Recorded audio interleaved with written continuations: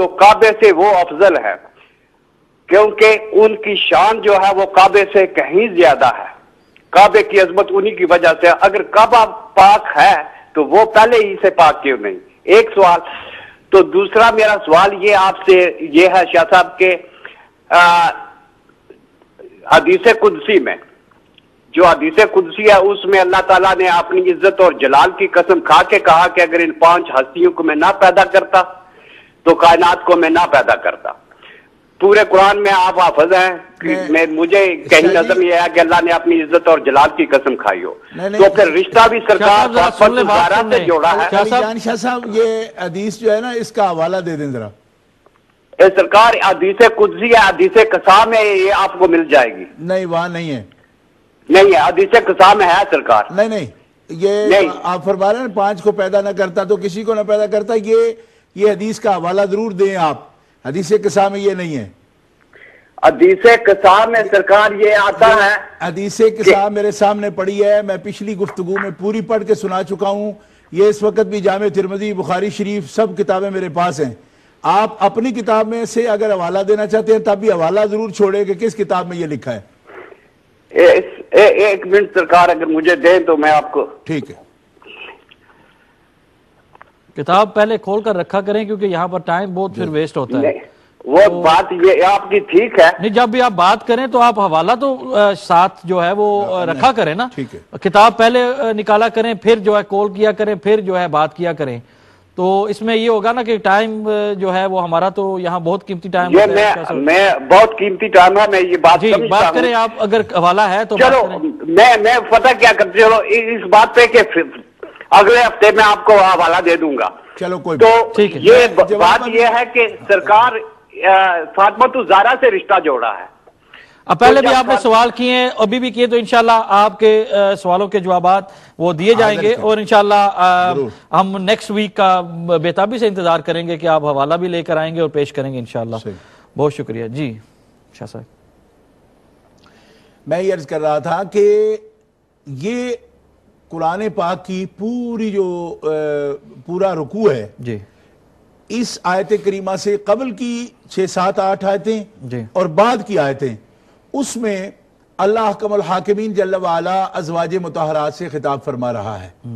اور ابھی یہ جو آیت کریمہ انما یرید اللہ لیذھب عنکم الرجس اہل البیت، یہاں شاہ صاحب نے ابھی جو کال کی ہے، شاہ صاحب سے زیادہ میں ایسے لوگوں کو بادشاہ کہنا پسند کرتا ہوں کہ مطلب بادشاہ ہوتے ہیں نا جو مرضی کہہ دیں، اس انداز سے بات کہہ رہے ہیں جی کہ آپ یہ کیوں کہتے ہیں کہ ان سے پلیتی کو دور کر دیں.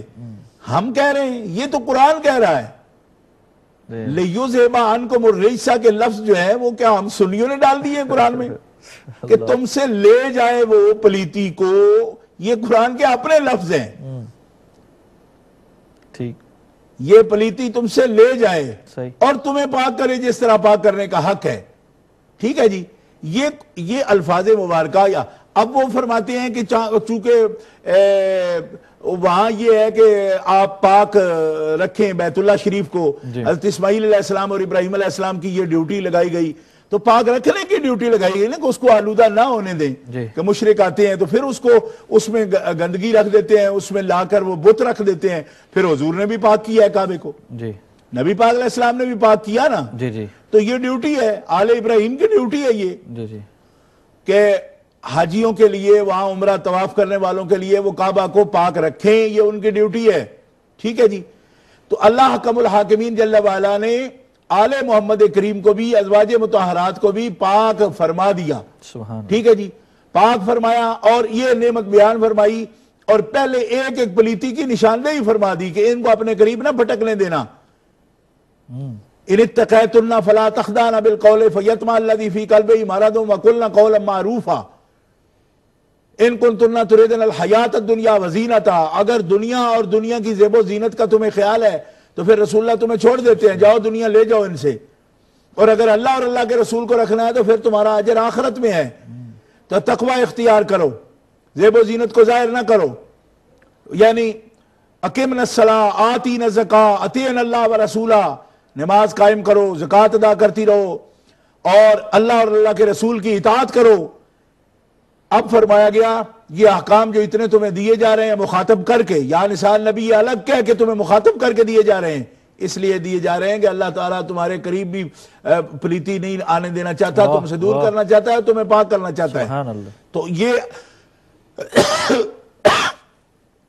ازواج مطہرات اس کا مصداق ہیں اس آیت کریمہ کا، اس لحاظ سے ازواج مطہرات قرآن کی روشنی میں اولاً اہل بیت ہیں، اور پھر نبی پاک علیہ السلام کی آل پاک ہے، نبی پاک علیہ السلام کا خاندان ہے، وہ بھی اہل بیت ہیں، جن پر صدقہ حرام ہے وہ اہل بیت ہیں، وہ آل عقیل بھی ہیں، آل جعفر بھی ہیں، آل عباس بھی ہیں، آل علی بھی ہیں، یہ سب اہل بیت اطہار ہیں کیونکہ ان پر نبی پاک علیہ السلام نے صدقہ حرام کیا ہے۔ تو ہمارے ساتھ صادق علی صاحب ہیں۔ جی السلام علیکم۔ وعلیکم السلام ورحمۃ اللہ وبرکاتہ۔ جی جناب میں ایک سوال پوچھنا سی۔ جی پوچھیں۔ کہ زکوٰۃ دے دی زکوٰۃ یا مطلب آپ وائی کیو اے کے پروگرام میں کال کریں بھائی، 5 بجے انشاءاللہ ہمارا لائیو وائی کیو اے پروگرام ہوگا، اس میں کال کریں، انشاءاللہ زکوٰۃ کے حوالے سے بتایا جائے گا۔ بہت شکریہ جی شاہ صاحب قبلہ۔ جی تو اس لحاظ سے ازواج مطہرات اور بخاری شریف کے اندر حدیث موجود ہے، نبی کریم علیہ السلام نے جہاں ازواج مطہرات کے لیے وہ ازواج ہی کے لفظ وہاں موجود ہیں، ان پر درود شریف پڑھنے کی بھی تلقین فرمائی ہے۔ جی ازواج پر درود شریف پڑھنے کی، جہاں آل بیت کا لفظ ہے وہاں صراحتاً بھی ازواج کا لفظ بھی شامل فرمایا، ازواج مطہرات پر بھی درود شریف پڑھا۔ اور پھر دیکھیے ان کی شان اقدس کو، ہم جو ازواج کو مطہرات کہتے ہیں کیوں کہتے ہیں؟ اہل بیت اطہار کہتے ہیں، کیوں کہتے ہیں؟ اس لیے کہ وَيُطَهِّرَكُمْ تَطْهِيرًا جو ہے اس آیت پاک سے اللہ تعالیٰ نے ان کو طہارت عطا فرمائی ہے، ان کا بڑا بلند رتبہ ہے، بلند مقام ہے، اس وجہ سے ہم ان کو اطہار کہتے ہیں۔ اور ازواج کو جب ان کا ذکر پاک کرنا ہوتا ہے تو مطہرات کہتے ہیں۔ مطہرات کا مطلب ہوتا ہے بہت پاکیزہ، بہت پاکیزہ، جن کو اللہ تبارک و تعالیٰ جل شانہ نے پاکیزہ فرما دیا۔ تو یہ یطہرکم تطہیرا کی جو آیت ہے یہ نبی پاک کی بیویوں کے پاک ہونے کی دلیل ہے، حتیٰ کہ وہ کس طرح پاک ہیں اس کا آپ اس سے بھی اندازہ کر سکتے ہیں کہ عملاً اصلاً وہ اس طرح اللہ تعالیٰ نے ان کے دلوں کو دین کی طرف لگا دیا۔ الزمہم کلمۃ التقوی وکانوا حق بہا واہلھا، کہ تقوی ان کے دلوں میں اللہ تعالیٰ نے اس طرح اتار دیا کہ رب تعالیٰ جل شانہ قرآن میں فرماتا ہے الطیبات للطیبین والطیبون للطیبات، کہ اے حبیب ہم نے طیب مردوں کے لیے طیب عورتیں رکھی ہیں، تو آپ سے بڑھ کر جب دنیا میں طیب کوئی نہیں تو آپ کی عورتوں سے بڑھ کر طیبہ عورت کوئی نہیں دنیا میں۔ تو ان طیبہ میں جو جوڑا رب تعالیٰ نے بنایا اس طیب کے لیے جو اطیب ہے، سب سے بڑا طیب و طاہر ہے، اس کے لیے جو جوڑا بنایا، تو سب سے پہلی عورت جو اللہ تبارک و تعالیٰ نے انتخاب کیا جس کا اپنے حبیب صلی اللہ علیہ وسلم کے لیے، وہ حضرت خدیجہ الکبریٰ ہے۔ سبحان اللہ۔ اس آیت کریمہ کا بھی آپ مصداق ہیں۔ اور پھر قرآن مقدس میں جو اللہ حکم الحاکمین جل وعلا نے فرمایا کہ قُلْ لَا أَسْأَلُكُمْ عَلَيْهِ أَجْرًا إِلَّا الْمَوَدَّةَ فِي الْقُرْبَى، کہ حبیب ارشاد فرما دیجئے اپنی امت سے کہ میں تم سے کوئی اجر جو ہے رسالت کے امور پر اور تبلیغ احکام پر اور اس کے لیے جو شدائد میں نے جھیلے ہیں اس پر میں تم سے کوئی اجر نہیں مانگتا، لیکن صرف تم سے محبت کا سوال ہے، مودت کا سوال ہے میرے قرابت داروں کے لیے۔ تو یہاں مفسرین کرام کا اتفاق ہے کہ ذوی القربہ میں آپ کی ازواج مطہرات داخل ہیں، بلکہ اگر سوچا جائے تو ازواج مطہرات جو ہے وہ آپ کی اولاد پاک سے بھی پہلے ذوی القربہ میں داخل ہے۔ ہمارے ساتھ مانچسٹر سے کال ہے، ان کو ویلکم کرتے ہیں۔ السلام علیکم۔ وعلیکم السلام جناب خادم حسین صاحب۔ خادم حسین اور قبلہ حافظ صاحب کو بھی میرا مؤدبانہ سلام ہو۔ تو گزارش ہے کچھ عالم دین سے سیکھنا، یہ قرآن کی بھی نص ہے کہ فَاسْأَلُوا أَهْلَ الذِّكْرِ إِن كُنتُمْ لَا تَعْلَمُونَ، کہ اگر تمہیں کچھ نہیں آتا تو کچھ پوچھ لو صاحبان علم سے۔ ضرور پوچھیں۔ جی عرض یہ ہے کہ میری سمجھ میں نہیں آتی یہ بات، میں نے پہلے بھی ایک دفعہ گزارش کی تھی، وہ مکمل جواب نہیں مل سکا تھا۔ تو بات یہ ہے کہ حدیث مبارکہ میں اور کتیبیہ نے امامت و سیاست میں بھی اس کو تعریر کیا ہے کہ حضور نبی کریم صلی اللہ علیہ وسلم مسلسل 6 مہینے تک در حجرہ سیدہ فاطمہ پر صبح کی فجر کی نماز پر آتے تھے. سلیمان فارسی آگے ہوتے تھے اور وہ جھاڑو دیتے تھے اور حضور فرماتے تھے کہ یا اہل البیت النبوت مہدن رسالہ مراتن انما یرید اللہ لیذہب عنکم رجس اہل البیت ویطہرکم تطہیرا.